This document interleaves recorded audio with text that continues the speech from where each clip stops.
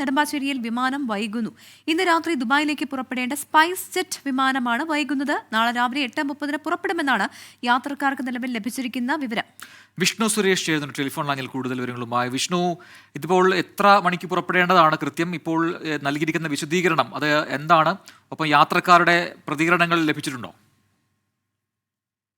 പ്രജിൻ, ഇന്ന് രാത്രി 11 മണിയോടുകൂടി ദുബായിലേക്ക് പുറപ്പെടേണ്ട സ്പൈസ് ജെറ്റ് ആണ് ഇതുവരെ അതുമായി ബന്ധപ്പെട്ട് ഒരു വിവരം യാത്രക്കാർക്ക് ലഭ്യമാകാത്തത്. തുടർന്നാണ് യാത്രക്കാർ കാര്യം അന്വേഷിച്ചത്. അപ്പോഴാണ് നാളെ രാവിലെ 8:30 മാത്രമേ വിമാനം പുറപ്പെടൂ എന്ന വിവരം അവർക്ക് ലഭിക്കുന്നത്. കഴിഞ്ഞ കുറച്ച് ദിവസങ്ങളായി സ്പൈസ് ജെറ്റ് വിമാനങ്ങൾ ഇത്തരത്തിൽ വൈകുന്നത് ഒരു തുടർക്കഥയാകുകയാണ്. പ്രധാനമായും സ്പൈസ് ജെറ്റ് വലിയ സാമ്പത്തിക പ്രതിസന്ധിയിലാണ് എന്ന തരത്തിലുള്ള വാർത്തകൾ പുറത്തു വരുന്നുണ്ട്. ഒരുപക്ഷെ അത് തന്നെയാകും ഇതിനും കാരണം എന്നാണ് വിമാനത്താവളത്തിൽ നിന്ന് അടക്കം ലഭ്യമാകുന്ന വിവരം. ഇത് ഏറ്റവും കഷ്ടം തോന്നുന്ന കാര്യം, ഈ എമിഗ്രേഷൻ ഉൾപ്പെടെ കഴിഞ്ഞ ശേഷമാണ് ഇവരോട് ഈ വിമാനം വൈകും എന്നുള്ള കാര്യം പറയുന്നത്. അതുകൊണ്ട് യാത്രക്കാർക്ക് വലിയ ബുദ്ധിമുട്ട് നേരിടുന്നു. അവരുടെ കയ്യിൽ ഭക്ഷണം പോലും ഇല്ലാത്തൊരു സാഹചര്യമുണ്ട്. അത് ഒഴിവാക്കാനുള്ള നടപടിയെങ്കിലും വിമാനത്താവള അധികൃതർ സ്വീകരിക്കണം എന്നുള്ളതാണ് യാത്രക്കാർ പറയുന്നത്. ഇന്ന് രാവിലെയും സമാനമായ രീതിയിൽ ദുബായ് സ്പൈസ് ജെറ്റ് വൈകിയിരുന്നു. പിന്നീട് അത് ഉച്ചയോടുകൂടിയാണ് പുറപ്പെട്ടത്. ഇപ്പോൾ രാത്രി 11 മണിയോടുകൂടി പുറപ്പെടേണ്ട ഫ്ലൈറ്റ് നാളെ 8:30 മാത്രം പുറപ്പെടാനാകുമെന്ന്